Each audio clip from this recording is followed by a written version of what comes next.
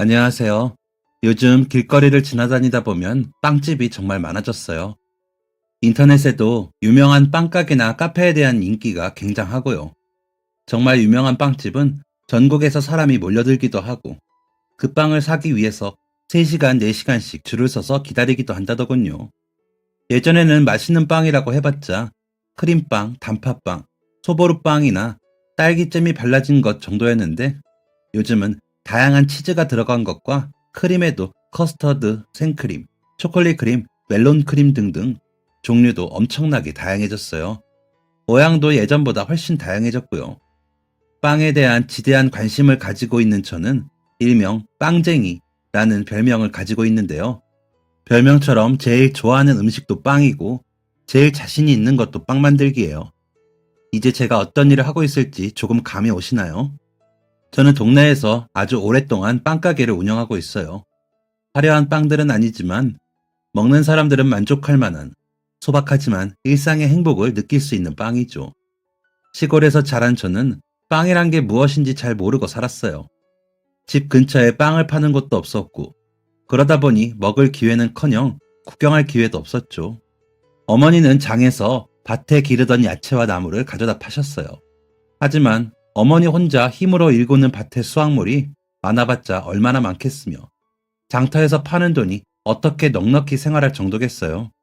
그저 밥을 굶지 않는 정도, 그 정도가 다였죠. 그때 저는 꿈이랄 것도 딱히 없었어요. 학교는 친구들을 만나러 가는 거였고 어차피 계속 어머니를 도와 밭일을 하던 것처럼 당연히 제 미래도 그런 거라고 생각해 더 큰 꿈 같은 것도 없었죠. 저에게는 서울로 유학을 하러 갔던 삼촌이 있었어요. 깔롱쟁이 삼촌은 아주 어릴 때부터 자신은 시골 대신 더 크고 멋지고 화려한 곳에 살고 싶다고 노래를 불렀었다고 해요. 그러더니 성인이 되자마자 늘 이야기하던 꿈처럼 서울로 달려갔다네요. 그 후로 얼마 있다가 후회하면서 다시 집으로 내려올 줄 알았더니 악착같이 버텨 서울에 자리를 잡았다고 해요. 자동차 정비 일을 배우기 시작해서 악착같이 돈을 모아 나중에는 정비소까지 차리게 되셨죠. 삼촌은 결혼해서 가정을 꾸리기 전까지 저를 자식처럼 아꼈어요. 남편이 없는 누나가 안타까워서 더 그랬던 걸지도요. 그래서 종종 서울에서 저를 위한 선물들을 사오고 어머니께 생활비 겸 용돈도 주시곤 하셨는데 중학생쯤 삼촌이 가져온 선물이 제 인생을 바꾸게 된 거죠. 삼촌이 그때 선물로 사오신 건 빵이었어요. 이미 예상하셨겠지만 말이죠. 달콤하고 부드러운 카스텔라와 촉촉한 빵 사이로 달고 고소한 커스터드 크림이 들어있는 크림빵, 그리고 푹신한 빵 위로 바삭한 겉면이 먹는 재미를 더해주는 소보루빵이었죠. 삼촌이 빵을 들고 집 안으로 들어오는 순간 고소하고 달콤한 냄새가 온 집안에 풍기는 것 같았어요. 오래되고 투박한 도자기 접시 위에 어머니께서 빵을 담아서 내오셨는데 그 냄새는 지금까지도 잊을 수가 없는 것 같아요. 그리고 빵을 맛봤을 때 역시 그 감동을 잊을 수가 없었죠. 부드러움, 달콤함, 고소함, 촉촉함. 정말 신기하게 빵 하나에서 다양한 맛이 났어요. 그동안 어머니가 해준 반찬이나 음식들도 굉장히 맛있었지만 그건 제가 태어나서 처음 겪어보는 맛이었죠. 와, 삼촌, 이게 뭐야? 이건 카스텔라고 소보루, 그리고 크림빵이야. 삼촌이 너 주려고 서울에서도 유명한 빵집에 가서 사온 거야. 어때? 맛있어? 너무 맛있어. 이런 건 처음 먹어봐. 다음에 또 사올 거야? 그렇게 맛있어? 그래, 그래. 삼촌이 다음번에는 더 많이 사올게. 그렇게 저는 그날 이후 빵에 대한 매력에 푹 빠졌어요. 제가 빵을 너무 좋아하는 것을 보고 삼촌은 그 후로 우리 집에 올 때마다 맛있는 빵을 잔뜩 사오셨어요. 처음엔 그냥 빵을 먹는 게 좋았어요. 맛있으니까요. 그리고 점점 이런 빵을 매일 먹을 수 있었으면 좋겠다고 생각했고 어느새 빵은 제 꿈이 되었죠. 꿈이 없던 저에게 꿈이 생긴 거죠. 그리고 빵을 어떻게 하면 매일 먹을 수 있을까 생각했어요. 그러다가 든 생각이 바로 빵가게 사장님이었어요. 그래, 빵가게를 하면 매일 빵을 먹을 수 있을 거야. 가게에 늘 빵이 있으니까. 그런데 빵가게를 어떻게 해야 하지? 그렇게 고민하면서 빵가게를 하기 위해서는 먼저 빵을 만드는 법을 배워야 한다고 생각했어요. 그리고 당장 돈이 없기 때문에 빵가게를 열 만큼 돈을 모아야 한다는 생각도 들었죠.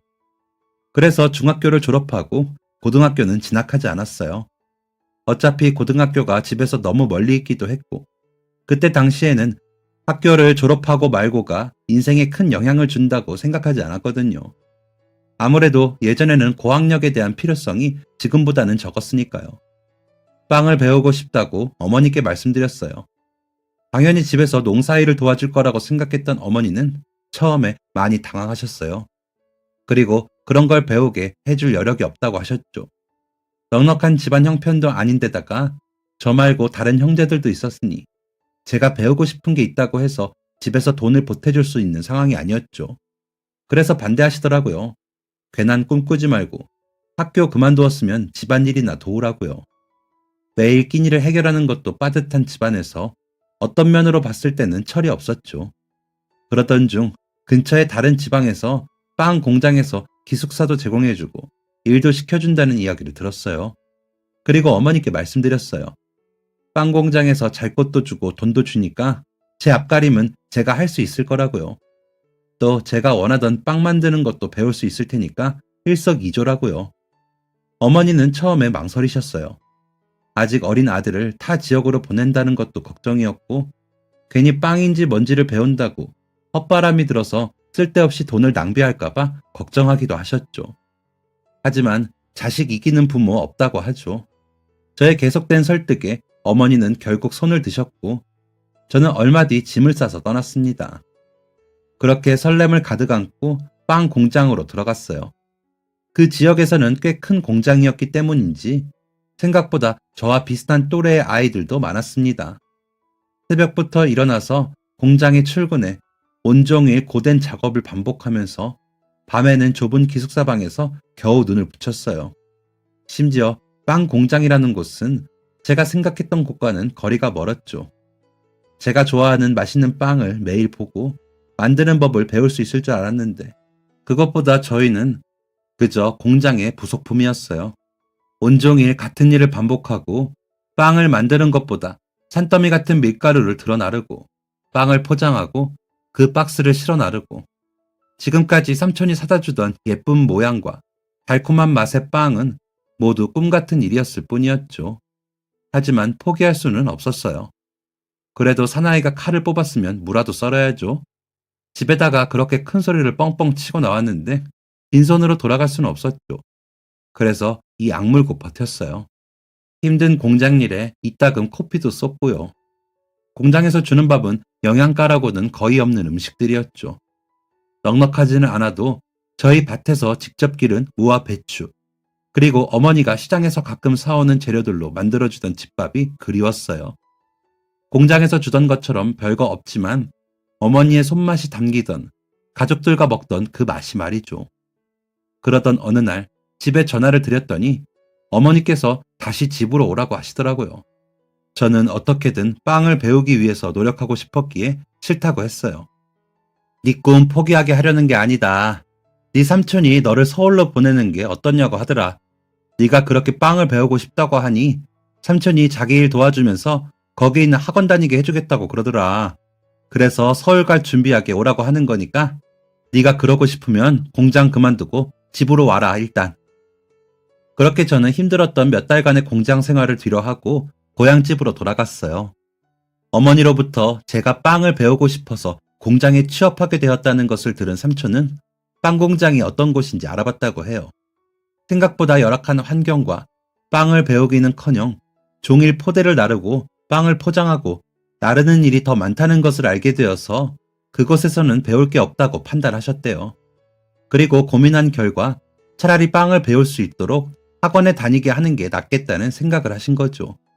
다만 우리 집에서는 저를 뒷바라지할 형편이 되지 않으니 자신이 대신 해주겠다고 하신 거고요. 그래서 어머니께 이야기했지만 어머니께서는 처음에 그런 부담을 줄 수 없다며 안 된다고 하셨대요.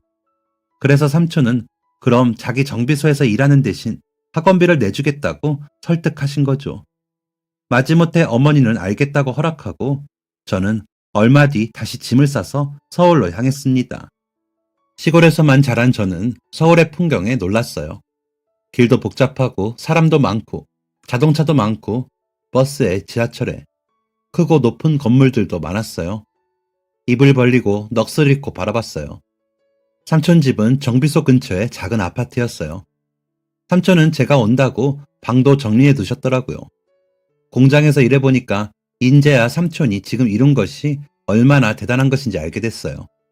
혼자 힘으로 타지에 와서 이제는 어엿하게 가게를 차리고 번듯한 집도 있고 말이죠.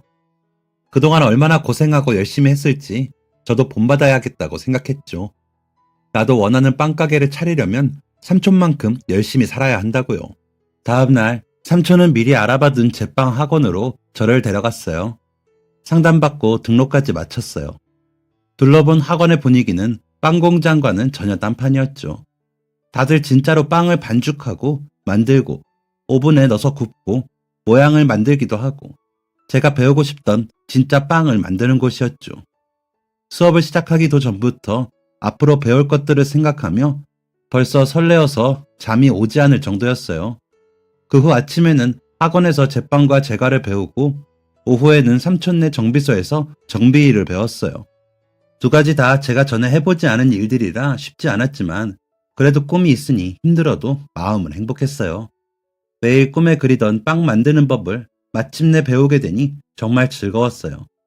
늘 삼촌이 사다 주던 그 맛있는 빵을 제 손으로 만들면서 행복했죠. 빵이라는 건 그냥 제 삶에 있어서 행복 그 자체였던 것 같아요. 그때도 지금도 여전히 말이죠. 그렇게 열심히 학원에 다닌 결과 제빵과 제과 자격증을 모두 취득했어요. 그 사이에 제 정비 실력도 꽤 일치월장했죠. 자격증을 취득한 후에는 바로 군입대 했고 전역하고 나니 예전 학원 선생님이 연락하셨더라고요. 학원 선생님의 소개 덕분에 꽤 규모가 있는 베이커리에 취직했어요. 그리고 제가 취직한 다음에도 삼촌은 혼자 생활하려면 집도 구해야 하고 돈 들어갈 일이 많으니 당분간은 자기 집에서 지내며 돈을 모으라고 하셨죠. 덕분에 저는 삼촌 집에서 지내면서 받은 월급으로는 독립을 위한 자금을 모을 수 있었어요. 사실 삼촌이 저를 정말 많이 도와주셨어요. 덕분에 좋은 학원도 다닐 수 있었고 학원에 다닌 덕분에 자격증 시험도 제대로 준비해서 합격할 수 있었죠. 그리고 취업까지 이어졌고요. 사실 서울에서 생활하면서 식비, 생활비, 집세 안 들고 월급까지 모을 수 있었던 건 저 혼자라면 이 모든 것들 근처까지도 오기 힘들었겠죠. 제가 운이 좋은 건지 직장에 들어가서도 많은 분이 저를 도와주셨어요. 특히 저희 가게 매니저님이 자신도 시골에서 혼자 어렵게 산 경에 이 자리까지 왔다며 저를 엄청나게 잘 챙겨주셨어요. 덕분에 매장에서도 잘 적응할 수 있었고 힘든 상황 속에서도 일을 조금 더 지혜롭게 헤쳐갈 수 있는 노하우들을 많이 알려주셨어요. 어떤 메뉴가 인기 있는지, 어떻게 메뉴 선정을 하면 좋은지, 조금 더 효율적으로 대량으로 만들기 위해서는 어떻게 하는 것이 좋은지, 재료는 어떻게 구하는지 등등 빵을 만드는 기술부터 매장을 운영하는 노하우까지 아낌없이 해주셨죠. 좋은 조력자와 훌륭한 선생님 덕분에 저는 실력도 경력도 차근차근 쌓아 나갈 수 있었어요. 그리고 제가 취직한 지 3년여가 되었을 때 삼촌에게도 결혼할 여자분이 생겼어요. 드디어 평생을 함께하고 싶은 동반자가 생긴 거죠. 두 분이 결혼하시게 되면 신혼에 제가 방해되고 싶진 않았어요. 그래서 저도 독립하기로 결정했죠. 물론 삼촌과 외숙모, 그때는 아직 예비 외숙모였지만 아무튼 두 분은 괜찮다고 하셨어요. 밥상에 수저 한 벌 더 놓는 거 어려운 일 아니라고 하시면서요. 하지만 어떻게 그래요. 늦은 결혼이라 더욱 행복하셔야 할 신혼에 다 큰 조카가 군 식구로 있을 수는 없죠. 그래서 삼촌과 함께 독립할 집을 알아보러 다녔어요. 저는 최대한 제가 모은 돈에서 집을 구하고자 했고 삼촌은 자신이 보태줄 테니 그래도 멀쩡한 곳을 고르라고 하더군요. 결혼 앞두고 돈이 많이 필요하실 텐데 그럴 수야 있나요? 그래도 그동안 삼촌 덕분에 모아둔 돈이 있었기에 가게랑 출퇴근하기 좋은 곳으로 빌라 원룸이긴 하지만 깔끔한 곳을 구할 수 있었죠. 덕분에 출퇴근 시간도 훨씬 줄어들었고 남는 시간에는 서점에서 베이커리 관련 책도 사다 보고 유명하다는 빵집도 다니며 다양한 빵들을 먹으면서 자기 개발의 시간도 가질 수 있었어요.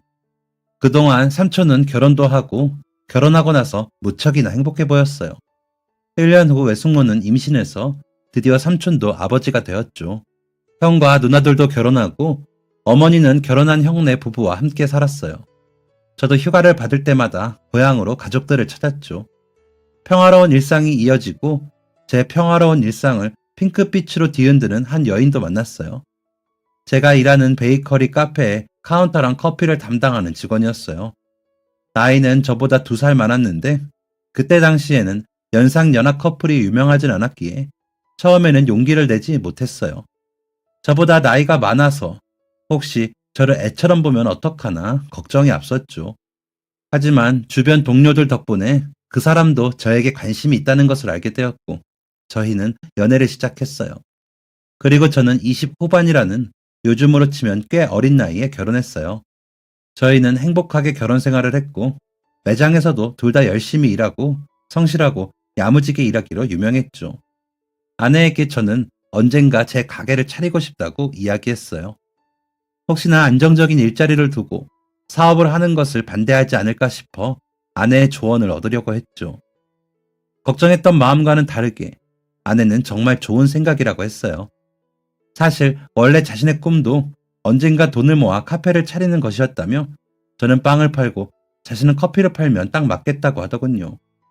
그 뒤로 저희는 가게를 차리고 싶다는 꿈을 꾸며 차곡차곡 돈을 모으기 시작했어요. 가게에서는 무엇을 팔지, 인테리어는 어떻게 할지, 포장지는 어떤 것을 쓸지 등등 매일 꿈에 대한 이야기를 나눴어요. 하루하루가 행복했죠. 그리고 몇 년 뒤 어느 날이었어요. 삼촌이 저와 아내를 부르시길래 식사 자리에 나갔는데 전혀 예상하지 못했던 이야기를 하시더라고요. 그동안 생각을 많이 해봤는데 너희 외숙모 고향으로 내려갈까 해. 너희 외숙모 혼자 아이 키우는 게 힘든데 그렇다고 내가 일을 줄이고 도와줄 수도 없고 그래서 장모님 댁이랑 가까운 곳으로 가려고 한다. 정말요? 그것도 좋네요. 삼촌이 멀리 떠나시는 건 매우 아쉽지만요. 그래서 말인데 정비소를 정리하려고 하니 위치도 괜찮은 곳인데 좀 아깝다는 생각이 드는구나. 근처에 주택가도 좀 있고 학교도 있으니 혹시 너희가 거기서 빵집을 열어보면 어떨까 하는데 지금 정비소 자리예요? 그래, 나도 정들은 장소라 정리해버리자니 아쉬움이 남기도 해서 말이다. 너희도 사업하려면 자금이 꽤 필요할 텐데 다 모으려면 시간도 많이 필요할 거야. 도움받을 수 있는 곳인데 괜히 시간 낭비하는 것보다 낫지 않겠니? 너희가 충분히 수입 날 때까지 월세 겸 이자 겸 조금만 받을 테니 나중에 안정화되고 돈 모이면 그때 완전히 너희 가게로 넘겨받는 건 어떠니? 정말 파격적인 제안이었어요. 삼촌이 제안한 금액은 저희가 그동안 예상하던 다른 가게들의 3분의 1도 안 되는 세였으니까요. 저희처럼 자금이 충분하지 않은 초보 사업자들한테는 정말 감사한 기회였죠. 저는 우선 삼촌의 제안을 수락하기 전에 가게 점장님과 이야기를 나눴어요. 제가 이 자리까지 올 수 있게 해준 예전 매니저였던 분이거든요. 그리고 오랫동안 일했던 곳인데다가 지금 베이커리 팀에서 가장 높은 위치에 있으니 아무렇게나 그만둘 수는 없었죠. 좋은 기회가 와서 창업을 할 수 있게 되었다고 했더니 점장님은 먼저 축하를 해주셨어요. 어릴 때부터 제가 늘 빵가게 사장님이 꿈이었다는 것을 알고 계셨거든요. 그리고 그동안 제가 후배들 교육도 아주 잘해주었으니 가게는 걱정하지 말라고 하셨어요. 제 꿈을 좇을 기회가 왔을 때 놓치지 말라고요. 기회를 한번 놓치게 되면 언제 또 잡을 수 있을지 모른다면서요. 그렇게 이야기를 마무리하고 저와 아내는 삼촌에게 연락을 드렸어요. 저희가 그곳에 빵가게를 차리겠다고요. 삼촌이 월세를 줄여주신 덕분에 저희는 그동안 모은 돈으로 오직 가게 인테리어에만 신경 쓸 수 있었어요. 일했던 곳의 점장님께서 잘 아는 인테리어 업자를 소개해 주신 덕분에 인테리어도 아주 합리적으로 진행할 수 있었어요. 그리고 드디어 다른 가게에서 일한 지 10년 만에 제 빵가게를 차리게 되었어요. 오직 빵을 배우겠다고 고등학교 진학도 미루고 그 많은 세월을 고군분투하다가 꿈을 이루게 된 거죠. 마침내라는 말을 이럴 때 쓰는 거겠죠. 너무 기뻤어요. 정말 오랫동안 간절히 바라던 것을 이룬 것이니까요. 그리고 이렇게 될 수 있기까지 저 혼자만의 힘은 아니었어요. 적극적으로 도움을 준 삼촌과 좋은 곳에서 일할 수 있도록 소개해준 빵을 가르쳐준 선생님, 저를 이끌어준 일하던 가게의 매니저님과 동료 직원들, 그리고 이런 저의 역할에만 집중할 수 있도록 힘써준 가족들이 있었기에 가능했죠. 이 자리에 오기까지 얼마나 많은 사람의 든든한 지원을 받았는지 떠올리며 저 역시 한 가지를 다짐했어요. 가게가 잘 되고 못 되고, 돈을 많이 벌고 못 벌고를 떠나서 내가 도움을 받았듯이 다른 사람을 도와주자고요. 나 역시 혼자 힘으로 이 자리에 올 수 없어 많은 도움을 받았듯이, 저에게 많은 사람이 할 수 있는 만큼 저를 도왔듯이, 그렇게 저 역시 제가 할 수 있는 선에서 도움이 필요한 사람들을 외면하지 않을 거라고요. 가게를 오픈하고 적응하는 데는 시간이 걸렸어요. 많은 사람의 손을 맞춰 일하다가 저와 아내 둘이서만 꾸려가려니 쉽지 않은 점들도 많았거든요. 그래도 꾸준히 성실하게 밝게 저희가 가장 잘하는 것들을 하자 싶었어요. 매장을 열자마자 대박을 터뜨리진 않았어요. 그래도 동네 사람들 사이에 꾸준히 입소문이 나기 시작했어요. 가격도 저렴하고 빵맛도 좋다고 말이죠. 게다가 젊은 부부가 친절하고 성실하다며 다들 좋아했어요. 빵집 옆에는 초등학교랑 중학교가 있었는데, 그래서 꼬마 손님들도 자주 찾아왔어요. 귀여운 아이들이 제잘거리며 빵을 사러 오는 모습은 고르는 모습만 봐도 배가 불렀죠. 아마 뱃속에 있는 아이가 나중에 클 모습이 떠올라 더 그랬을지도 몰라요. 하지만 모든 아이가 올 수 있었던 건 아니었어요. 저희 가게의 빵이 저렴하다고 해도 그 역시 부담스럽게 느껴지는 집은 어디에나 있으니까요. 가끔 어떤 아이들은 빵을 구경만 하고 나가버리거나 혹은 창문 너머로 바라만 보다가 가버리는 경우도 있었어요. 그리고 특히 제 마음에 걸리는 한 형제가 있었어요. 중학교 형이 항상 초등학생 동생과 손을 잡고 가게 앞을 지났는데, 어린 동생은 가게 앞을 지날 때마다 망울망울한 눈으로 빵들을 넋을 잃고 쳐다보고는 했죠. 형은 그런 동생을 애써 못 본 척하면서 아무 일 없다는 듯 동생의 손을 잡고 지나갔어요. 그 모습을 여러 차례 보자 도저히 그냥 지나칠 수가 없더군요. 그래서 어느 날 아침 오픈 준비를 하며 지나가는 형제의 빵 몇 개를 포장해서 건네줬어요. 이게 뭐예요? 이거 아침에 만든 빵인데, 글쎄 아침에 내가 너무 피곤해서 그런지 실수로 빵 모양을 잘못 만들고 말았지 뭐니. 그래서 말인데 우리 아내가 보고 혼내기 전에 혹시 너희가 가져가면 안 될까? 형, 빵 냄새 엄청 좋아. 우리가 가져가자. 응? 제발. 그래, 나도 부탁할게. 가져가 주렴. 감사합니다. 동생은 마냥 신나했지만 형이라는 아이는 제가 일부러 빵을 줬다는 것을 눈치챈 것 같았어요. 그리고 그 후에도 가끔 그 아이들이 지나갈 때마다 저는 온갖 이유를 둘러대며 빵을 건네줬죠. 하루는 초등학교 2, 3학년으로 보이는 한 아이가 가게 앞을 찾아왔어요. 무슨 일이니? 혹시 오늘도 잘못 만든 빵 있나요? 아이는 조심스러운 목소리로 저에게 물었죠. 저는 아이에게 기다리라고 이야기한 후 안쪽으로 들어가서 구워서 식히고 있던 빵 몇 개를 가져다가 아이에게 주었어요. 그리고 이야기해 주었죠. 아침에 잘못 구워진 빵이 몇 개 되거든. 먹고 싶으면 언제든 찾아와도 돼. 그렇게 아이들 사이에 입소문이 난 건지 아침에 가끔 잘못 만들어진 빵이 있는지 물어보는 친구들이 찾아왔어요. 다들 쭈뼛거리며 주변의 눈치를 살피며 조심스럽게 물어보았죠. 빵을 받은 아이들은 제가 처음 빵을 먹은 그날처럼 세상 행복한 얼굴로 감사하다며 돌아가고는 했어요.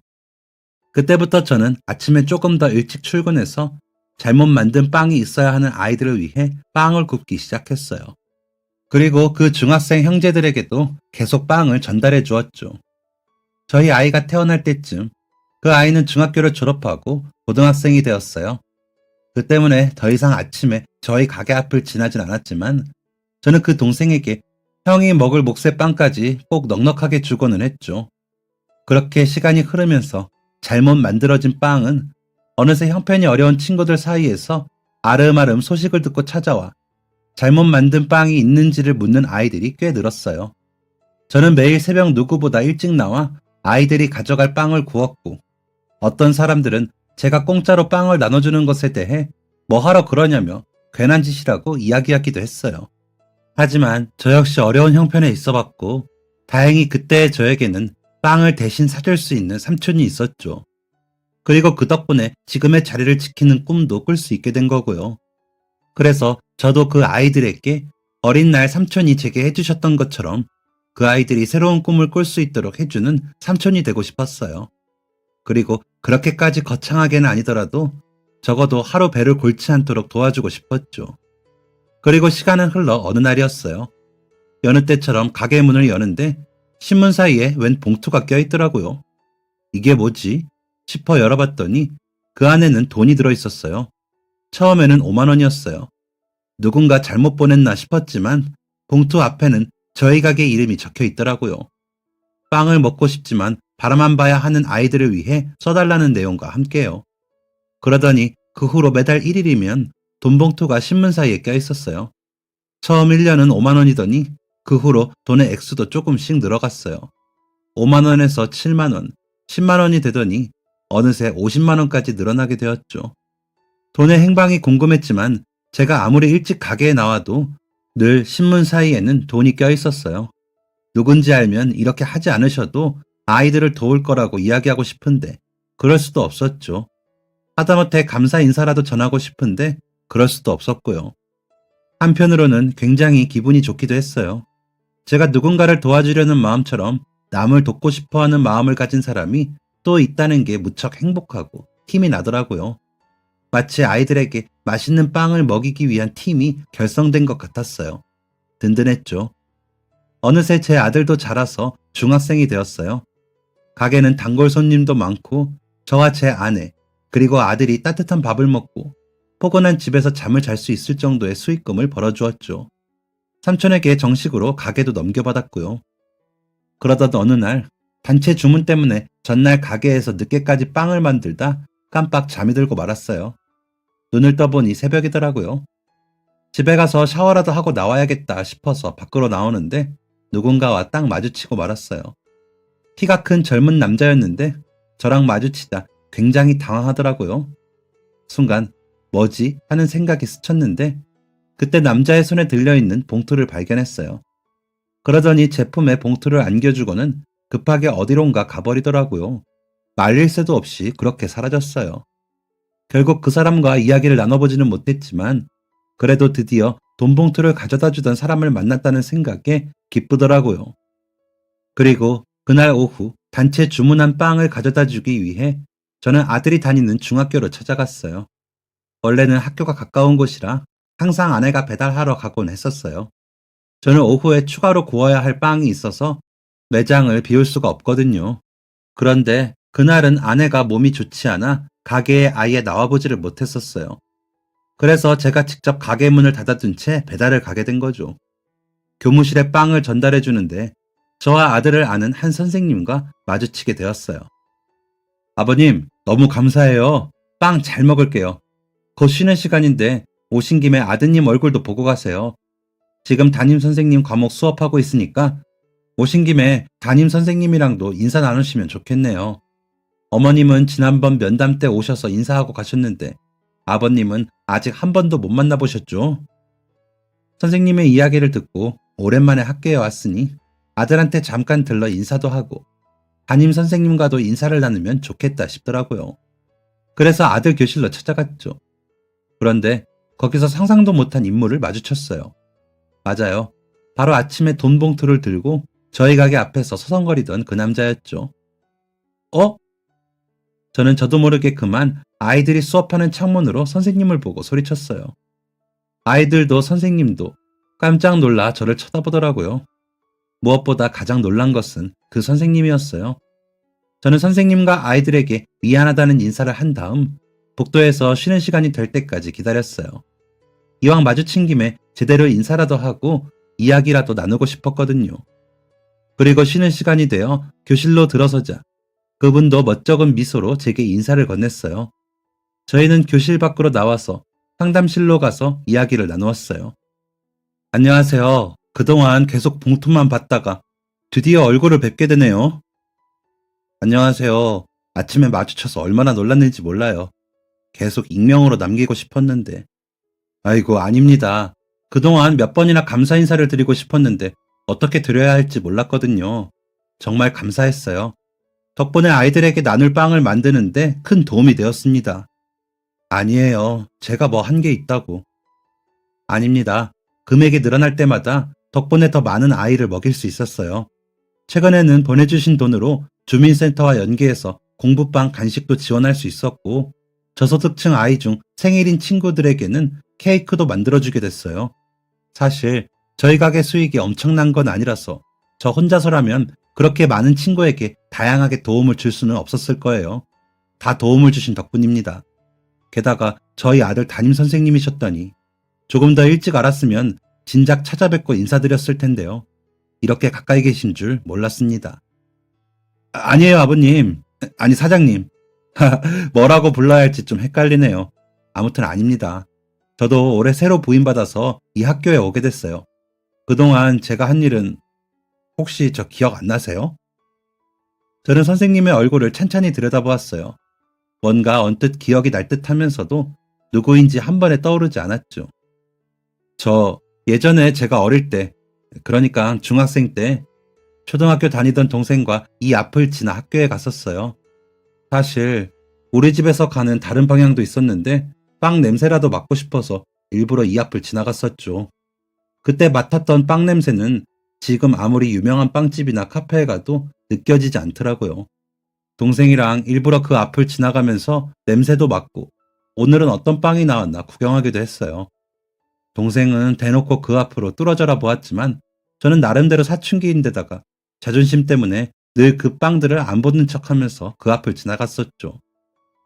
선생님이 찬찬히 옛날 이야기를 시작하자 머릿속에 어렴풋이 제가 처음으로 빵을 나눠주었던 형제가 떠올랐어요. 혹시 아침에 잘못 만든 빵이라면서 제가 빵을 드리지 않았었나요? 하하하, 이제 기억나세요? 맞아요. 그때 그 형제의 형이 바로 저예요. 그제의 안개처럼 어렴풋하던 기억에 얼굴이 떠오르며 선생님의 얼굴과 겹쳐 보이는 것 같았습니다. 그때 그렇게 맛있는 빵은 처음이었어요. 우리 집은 부모님이 돌아가시고 저랑 동생이랑 할머니랑 같이 살았어요. 할머니는 시장에서 일하셨는데 생계지원이랑 시장에서 파는 야채, 과일, 매상으로는 저희 형제가 간식에 들 돈까지 쓰기에는 한계가 있었죠. 저야 좀 컸다고 그런 거 필요 없다며 허세라도 부릴 수 있었지만 동생은 그렇지 못했어요. 아직 어린아이였으니까요. 과자, 젤리, 빵, 치킨 등등. 동생은 항상 먹고 싶은 것을 이야기했는데 그 중에 사줄 수 있는 게 별로 없었어요. 당장 우리 집 수익으로 월세랑 공과금, 한 달 동안 들어가는 생활비를 감당하기도 빠듯했으니까요. 친구들이 빵을 먹는 것을 보고 부러웠는지 꿈에서도 빵을 찾더라고요. 그런데 마침 그때 사장님께서 저희 형제에게 빵을 주신 덕분에 라면만 먹던 저희 형제가 새로운 음식에 눈을 뜰 수 있었어요. 간식이라고는 없었는데 사장님 덕분에 동생은 그렇게 소원하던 빵을 먹을 수 있었죠. 그리고 제가 정말 감사했던 건 제가 중학교를 졸업하고 고등학교에 진학했을 때예요.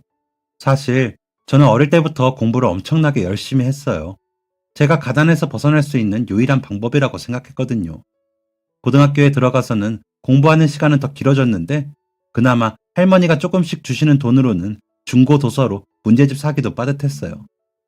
그래서 다른 친구들은 공부한답시고 야자 신청을 하면서 석식을 신청하고 아니면 주변 식당에서 밥을 사 먹거나 할 때 저는 그냥 굶었어요.